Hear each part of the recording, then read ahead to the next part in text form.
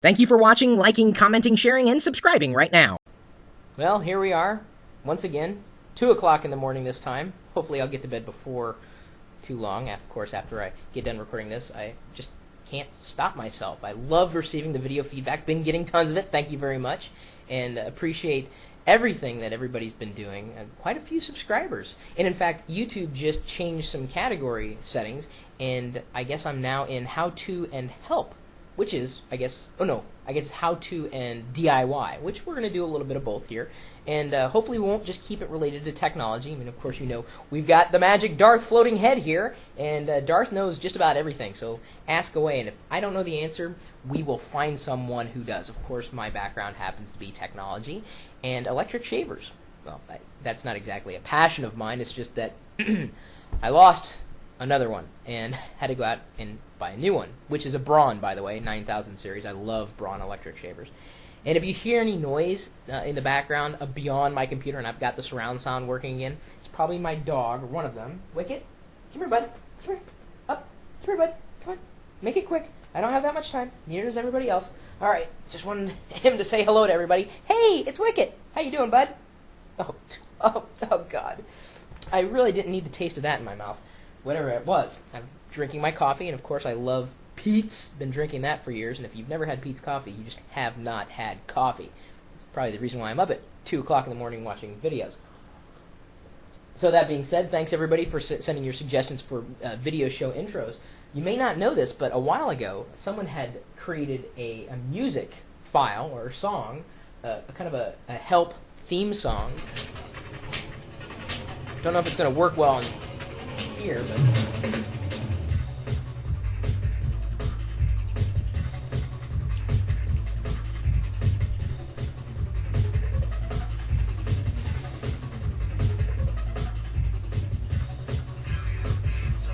do you need some help? Do you need a hand? Something to understand. Pirillo is the man. And it repeats ad nauseum. Anyway, so someone's created that file for me, and I guess we could use it here. I guess it makes sense in some kind of way, but still working on the show intro. Keep submitting the stuff, and we'll keep rocking and rolling here. Let's roll right into the questions, and for this, I have a feeling I'm going to need the first one. I'm going to need to go full screen because you just can't miss it. Hello. I need some help, Chris Pirillo. Please help me not eat my bedding. I eat my bedding and I read the pig reports from the newspaper and eat it. Please help me.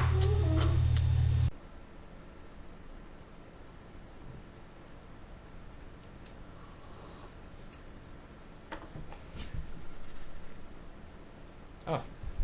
Switch to using magazines. That way, the temptation for eating newspapers will be gone. You want up again? Okay, bud. Come on up. All right. I got to help people here, or at least try to. Ooh, hit the computer. All right. Let's move along, actually, to not just a question, but an answer to a question that was asked.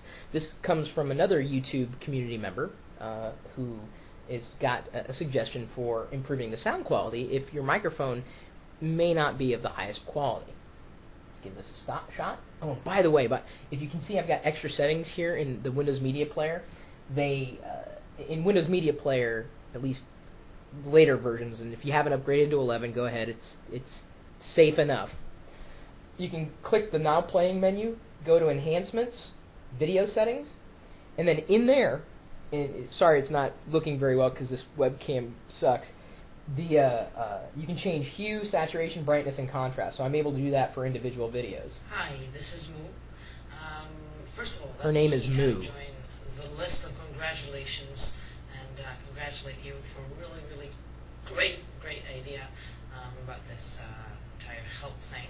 I want to respond to one thing that I saw in your video. There was a very pleasant woman that asked about audio equipment, and I heard what you said about how to choose it, but I had one thing to say. See, I lecture a little bit online here on YouTube, and on one of my astronomy lectures, a fellow YouTuber suggested... Astronomy! It's taking over YouTube! Between her and the bad astronomer? Oh my god. That I should actually deal with the problem of noise in my microphone every works. Jumping ahead. I twisted them around and I taped them with tape, see, and I made the connections stronger a little bit with paper clips. See that little thing here that holds it together is a paper clip. And I built this little thing, which is just one of the coat hangers, just bent a little bit like this, and another one that forms a circle like that to hold everything together. And I added this little piece of rope. I'm not going to say like what, but you can imagine. So I covered it up, see, like that. I pulled it a little bit so that it'll be stretched out, and I added another rubber band. She's essentially, it's a 5-minute long clip. She's responded to one of my earlier posts, so you can watch the whole thing, and that's the way I'd recommend you digesting it instead of me redoing the whole thing here. It's actually a really cool DIY way of making your sound better if you're not spending a lot of money on equipment. And of course, it's a microphone, so it's not going to be on screen. You don't have to worry so much about aesthetics. You having fun there, Wicket? He's probably bored to tears. Hey, little boy. All right, moving along. Thank you so much, Moo, and I will be subscribed to your channel, and I'll subscribe to anybody. I just love watching videos. I can do this all day long. And here's a video feedback. I'm not sure if this guy is happy or angry. You tell me.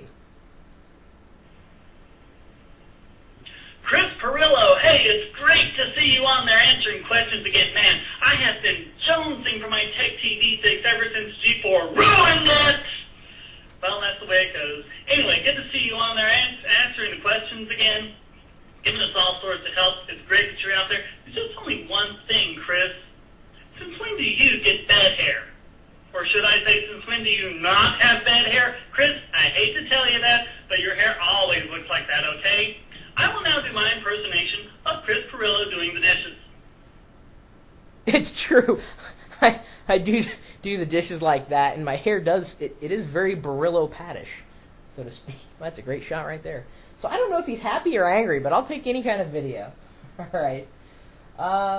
Let's get a little serious here, or try to, because there's so many good videos to select from.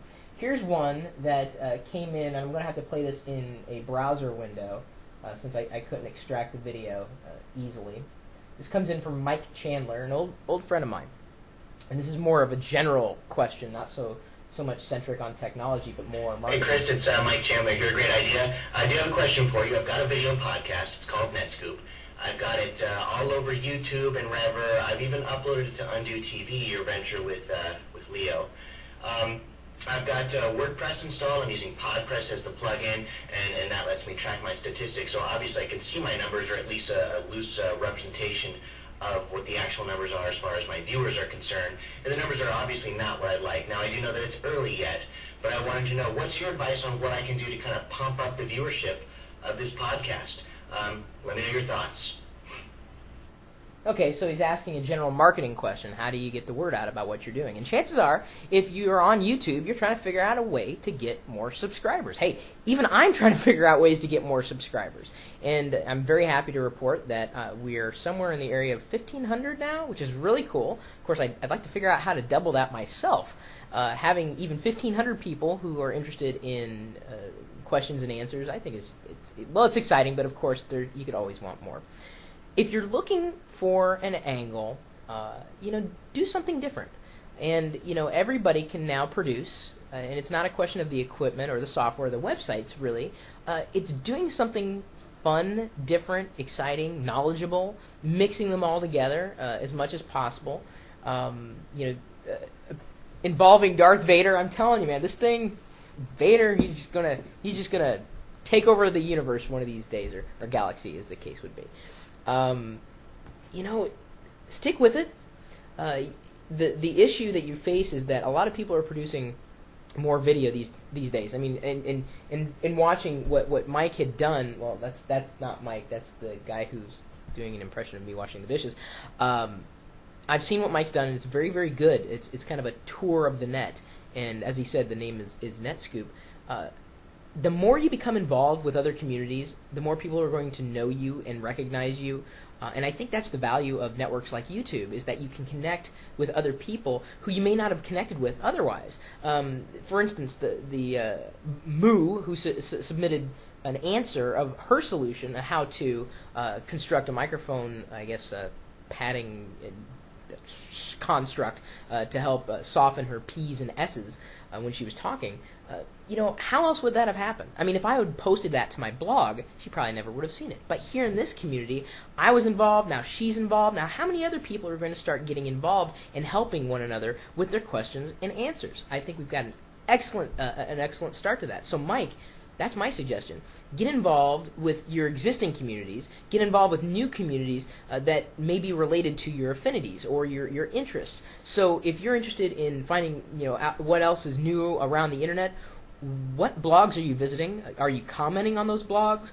Are you, the video that you produce, where are you putting it? Are you putting it just on YouTube? Are you putting it on your blog? Are you just putting it in a couple of places?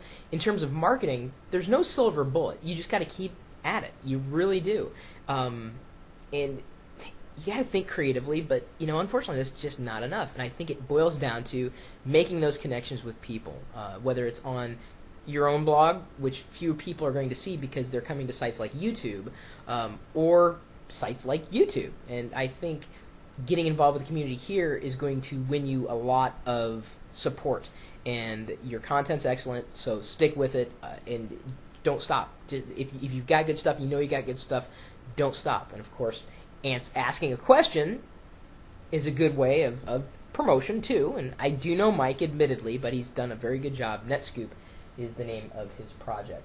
So if anybody else has any legitimate marketing tips for Mike, feel free to follow up or post an answer to the question. Here's a good question here. How can I convert videotapes to digital video? Chris, how you doing? This is Sean. I have a quick question for you. I have a mountain of videotapes from different camcorders, different size tapes. I'd love to get them all digitized, but I have no idea how to even go about that. Is there some kind of maybe some kind of unit I can buy that can take different types of videotapes and connect to my computer and convert them to just maybe like a Windows movie file or just any kind of digital version? I'd love to know, so please let me know. Thank you. Bye. Thanks for answering my call for up. Oh, it's cute. Thank you. Good question. And a lot of people are asking questions about multimedia, and I'd assume that's only going to increase over time as we get more involved with audio and video. In terms of converting analog to digital, I mean, you could, of course, buy some cards that you could stick into your computer, but my suggestion is something that I asked for Christmas because I thought it was very, very cool. Give me a second. Got to get it. Shows you how much I prepare it. 2 in the morning.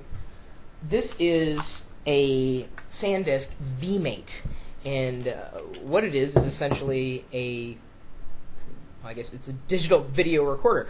You basically plug one of these cables into video and audio on something like a TV or VCR, your output going into this input, and then this input basically goes into the something that you want to watch the movies on. So if you can record essentially on removable media and then watch it anywhere. You can record from anything that accepts these inputs, and you can watch it on anything that accepts the same inputs, and record on removable media. So removable media like Memory Stick Pro, does SD, most of the popular formats. It doesn't do compact flash though for some reason. Anyway, relatively inexpensive if I remember correctly, right around the $100 mark, and it's external. It uses hardware that you already have, and it automatically digitizes it so that you can play it just about anywhere, either here or on the computer, or anything that accepts these particular inputs. So it's the SanDisk vMate. Plug it into your VCR, press play, and then as soon as you have it plugged in, it comes with a remote control, and you basically control it from there, and then you should be good to go. Let me check with my buddy Darth. He says, yeah, that's the way to go. I don't know how he always comes up with the right answers. Well, I do, but I'm not going to tell you. So that's the answer to that question. I'm sure there's 1,000,001 answers, and if you have a different one, I'm telling you, submit video feedback. Let people know how you do things, because everybody does things differently. we have to share this information. We have to share this knowledge. The onus is on us. All right, let's move on to the next question. Hi Chris, I have two problems that I need your help with. Right, the first one is that on my mum's laptop, every time, well not every time, but like half the time it starts up, it comes to the boot screen and then it says MBR error. And I just don't know how to fix that, so I was wondering if you could help with that. Because it just, sometimes it does work and sometimes it doesn't. It always comes up like straight from shutdown. That's why mostly we just have on standby and that's alright. But sometimes we like to properly close it down. Sometimes it takes like 5 times that MBR error. Ah, MBR. Well, the fact that you can actually get into Windows every once in a while, as he continues with his question, says to me that things aren't horribly wrong, so there may still be hope. Now, MBR stands for Master Boot Record, and essentially it's, I believe, the first sector on the hard disk that basically outlines exactly where everything goes and how everything's going to work. If you are running into problems, unfortunately this is going to be a geeky solution, but really the only practical way of doing it, you're in XP, Windows XP, boot into, I guess, the recovery mode, put in your CD-ROM that your computer shipped with, or essentially when you go to set up Windows XP for the first time and run Recovery Console.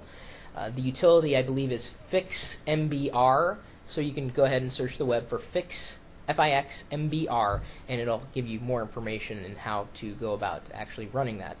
You can also do an fdisk/MBR, if I remember correctly, but that's a little older in terms of a solution. If it works, I'd be very, very careful about moving forward with a fix.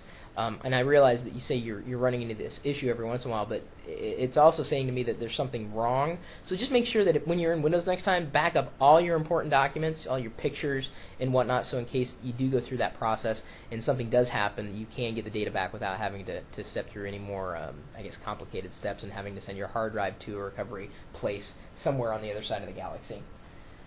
All right, thank you so much. That's our youngest one yet. Of course, we've only done really 2 of these. And again, I'm hoping that over time I'll have more production going on, bigger screens, and we'll actually have software integration and the whole shebang. But I'm not content to stop there. Let's see here. So I've done that one. I'm just dragging icons around here. That one, the microphone, the guinea pig. Let's see here. This is a bigger question here. I got to be careful with that music, though. I'm actually going to turn down the music because I don't want, anybody to come after me with this video and say, you're using material that you can't use. Because, of course, we wouldn't want to do that. He's got a question. Oh, noes. Well, my first suggestion is find a spell checker. I'm looking into buying a video camera and want your opinions. Well, that's not exactly a spelling error, but you might want to drop the S. So please either leave a comment in this video or please send a mail to my account here and give me your suggestions and have any other tips you might have. This has been a Sith service announcement. Yes, thank you so much. So he's looking for a video camera and he's looking for opinions. Now everybody's got an opinion about what kind of video camera they like. In fact, I wanted to start recording this in an HD format, but I've got the video camera I have is an HDR SR1. God, if I remember that correctly, I'd be surprised. It essentially is a Sony digital camera, DV. Well, I don't know if you can say DV anymore, but HD digital video camera. But it records to a hard disk. Normally that's fine, but unfortunately it's recording to a new format that no software except for Sony supports. So it's kind of a pain in the neck to work with. Now the good news is that more software in a few months will support this particular format. Now we've pretty much got to wait for it to happen in order for me to be able to do that easily. So that was one option for recording HD that I used. Don't know if I'd necessarily make the same decision again. I think recording HD to tape is a lot easier to hand to a production person at the end of the day. As I said before, recording video on a simple camera is just as good, especially if you're just recording for the web. I mean, most people's digital cameras they have for still pictures take video, and they take video quite well. Most of them do. That's another route you can take. I suggest think of the features that you want and the features that you'll actually use, and then go and find that particular camera. You may also see samples on the web from videos that other people have taken. You can ask them what they took if you like that. And then think about your budget. Don't spend too much. Go with an image that you like. And it's so subjective. I mean, this video is not the best quality video, but then again, I've seen far worse video on the web. But it's good enough to get by. We're communicating here. At least we should be. So everybody's got a video camera suggestion. Go ahead and make it. What are you guys using to record video? This is just a webcam on my laptop, and I think I've said that before. And if not, well, it's 2:13 in the morning now. So, all right, that was kind of odd. I've done that question. Wow, we've been through a lot of videos here. Let's try. Well, this guy submitted it a few times, so we're going with him. Uh-oh. Hang on. I gotta launch another. There we go. Oh, by the way, this is I've got Firefox here, and I don't know if the contrast is kind of. How can I bump that down? I don't think I can. Anyway, it's a plugin that does a weird tab flippy thing in Firefox, and you can find it at the Firefox extensions website. I'll have to put the link for it somewhere. Anyway, flipping back. Hi, I've got a problem. Obviously, my sound using the headset and my Logitech microphone works fine, but my speakers off the back of my computer don't seem to work. I know the speakers are good, but I plug them into my iPod and they work fine. But I plug them into the jack on the audio card and they don't seem to work. So do you have any suggestions what I could do? I've run into this problem before, and again, I apologize that the quality of this video is not that great right now. What I had to do, essentially, was unplug my headset. So, that might be the thing that's causing the problem. Sometimes in the software, there's a setting that says if you've got a headset plugged in, don't play audio through the speakers. So if you unplug your headset, and since you already know your speakers work after plugging them into the iPod, if you unplug your headset, your speakers should start working again. That's not a promise. That's just a guess. And it's a guess because I have been through that before, and that's one of the reasons why I don't leave a headset plugged into my computer, because I couldn't get the software to work 100%. So try that. Try unplugging the headset, and if you already have done that, I apologize. And it sounds to me like it could very well be still a software configuration issue, whether volume's potted down completely for that particular jack on your sound card. I guess that's my biggest educated guess, having gone through something like that before. All right, let's try another one. Boy, we're going to break a record here, aren't we? Oh, he's way down. My laptop has two interfaces, network interfaces, a wireless interface and a wired interface. When the computer is booted with the wired interface plugged in, it works just fine, DHCP, blah, blah, blah. When the wired interface is not plugged in upon cold boot, it does not work. So he's having an issue with his network cards, and looks like I need to fiddle with the volume myself. Windows XP is his operating system, as he goes on to say in his video comment or question. This is a toughie when it comes to networking. There's unfortunately no right or wrong answer, because it seems like as soon as you've got the problem licked, another problem pops up in its place. His issue is he mentions it's a Dell laptop, and that becomes kind of important in terms of where I'm going with my answer. That it only works when one network adapter is disabled and another network adapter is enabled, but only if it's unplugged and plugged. It's complicated. He understands he's having a problem and it's not working the way it should. My guess is that Dell has loaded software onto the machine that's trying to manage the network for you, and Windows XP, for the most part, does an okay job at managing network connectivity. Not perfect, but that still hasn't stopped OEMs from putting software on the machine. And most OEMs do it. It's not just an issue with one particular OEM. But I know that Dell does load software that was helpful in the earlier days, like with Windows 98 and sometimes Windows 2000. But XP, for the most part, does okay on its own, and then Windows Vista does a little better than Windows XP. Although that being said, for my desktop machine, I'm actually considering switching back and going from Vista to Windows XP. Now, unlike some of my friends who have actually gone from Windows XP to OS 10, I'm thinking about rolling back to XP. When I have it on this same machine, XP just runs so much faster. I mean, just like palpably faster. So my suggestion for you is to see what software is trying to interrupt that process, that networking process, Dell's software, Dell's management software. And if you don't have Dell's management software for the network, or it doesn't come with one, you might want to check Dell's website to see if there is something you can download that was specifically made for either that network adapter, or if not, find out your network adapter's manufacturer, and then go to its website. And it may be an Intel network card. A lot of laptops come with that particular network card.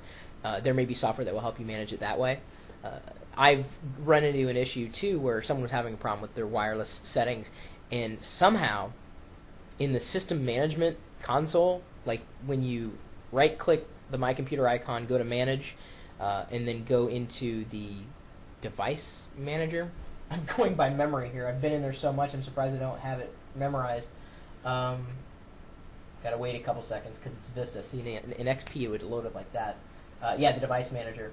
I would go through, and you can open up your network adapters, double-click the network adapter, and then go in and change. And you're not going to see it that well on the screen. Under the Advanced settings, sometimes there may be a setting in there that you'd have to toggle. Now, this is, again, it may be the case, it may not be the case.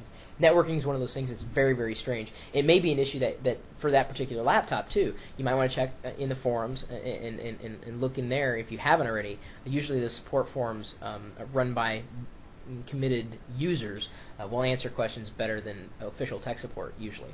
So check for software from Dell's website, or any OEM's website if you're having an issue. Then at the next level, check for software at the manufacturer of the network cards website, and either one of those may help further you along.